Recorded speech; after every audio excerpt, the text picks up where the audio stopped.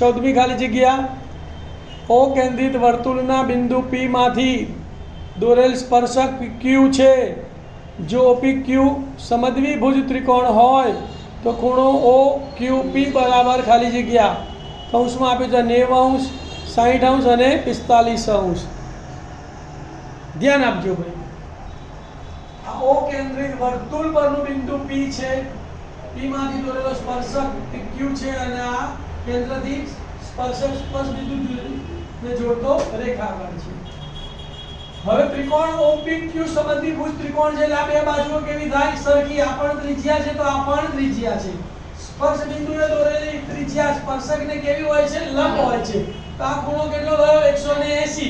ત્રિકોણના ત્રણે ખૂણાનો સરવાળો કેટલો થાય 180 આ બે બાજુ સરખી આ બેને ખૂણા કાટખૂણા છે આપણે શોધવાનો કયો ખૂણો છે OQP એટલે આ ખૂણો શોધવાનો છે તો સામાન્ય જ્ઞાન શું કહે કે 180 માંથી 90 બાદ કરીએ એના કેટલા કરવાના અડધા તો ખૂણો OQP બરાબર 180 ઓછા 90 ભાગ્યા 2 180 માંથી 90 ગયા તો 90 ભાગ્યા 2 તો બરાબર 45 તમને આ પણ ખબર હોવી જોઈએ કે સ્પર્શ બિંદુએ દોરેલી ત્રિજ્યા સ્પર્શકને લંબ હોય છે એટલે આ ખૂણો કેટલો થાય 90 અંશ થાય પછી 90 અંશ થાય એટલે 180 માંથી 90 બાદ કરો આ બંને સરખા છે એને અડધા કરો તો જવાબ કેટલો આવશે 45 ચાલે ગયો 15મી ખાલી જગ્યા જુઓ જો કોઈ વર્તુળની પરિમિતિ તથા તેનું ક્ષેત્રફળ આંકડાકીય રીતે સમાન હોય તો વર્તુળનો વ્યાસ ખાલી જગ્યા થાય આના પેપરમાં આ જ દાખલો આવી ગયેલો એમાં ત્રિજ્યા પૂછી આગળના પેપરમાં હવે વ્યાસ પૂછ્યો છે તો કઈ બે વસ્તુ સરખી છે વર્તુળની પરિમિતિ અને તેનું ક્ષેત્રફળ તો બંનેના સૂત્રો સરખાવી દઈએ તો વર્તુળના ક્ષેત્રફળનું સૂત્ર છે πr² બરાબર વર્તુળની પરિમિતિનું સૂત્ર છે 2πr સામે સરખે સરખું ઉડી ગયું તો પાઈ ઉડી ગયા અહીંયા r² બે વાર હતો એટલે એક r અને એક r ઉડી ગયો તો અહીંયા બચ્યો r અને અહીંયા બચ્યા 2 તો r બરાબર 2 ત્રિજ્યા કેટલી આવી 2 તમને શું પૂછે છે વ્યાસ તો વ્યાસ બરાબર 2 ગુણ્યા ત્રિજ્યા તો 2 ગુણ્યા 2 તો 4 તો જવાબ શું આવશે બોલો વ્યાસ 4 એકમ થાય છેલ્લી ખાલી જગ્યા 16મી 6.5 સેન્ટીમીટર ત્રિજ્યા વાળા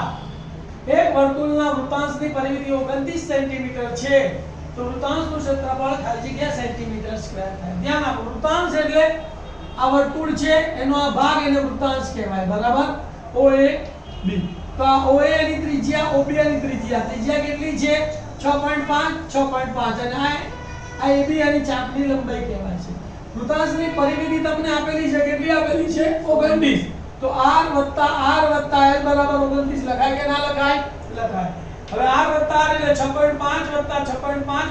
બરાબર 29 6.5 એટલે 13 પ્લસ 13 સામે ગયા તો માઈનસ તો l બરાબર 29 માઈનસ 13 9 માંથી 3 ગયા તો 6 2 માંથી 1 ગયો તો 1 તો ચાપની લંબાઈ l કેટલી આવી 16 સેન્ટીમીટર હવે વૃત્તાંશના ક્ષેત્રફળનું સૂત્ર છે આપણી પાસે બે સૂત્ર છે એક તો πr² ગુણ્યા થીટા upon 360 પણ અહીંયા થીટા આપેલો નથી એટલે એ સૂત્ર નહીં લાગુ પડે તો બીજું સૂત્ર છે 1/2 LR તો ચાપની લંબાઈ મળી ગઈ r આપેલો છે તો વૃત્તાંશના ક્ષેત્રફળનું કોઈ સૂત્ર લઈશું 1/2 ગુણ્યા LR 1/2 ગુણ્યા ચાપની લંબાઈ છે 16 અને r છે 6.5 2 ભાગ 4 2 8 16 તો 8 ગુણ્યા 6.5 8 5 40 ની શૂન્ય વધી પડી 4 દશાંશ ચિહ્ન 8 ચંગ 48 ને 4 52 તો વૃત્તાંશનું ક્ષેત્રફળ કેટલું આવ્યું 52 સેન્ટીમીટર સ્ક્વેર કેટલો જવાબ આવશે 52 સેન્ટીમીટર સ્ક્વેર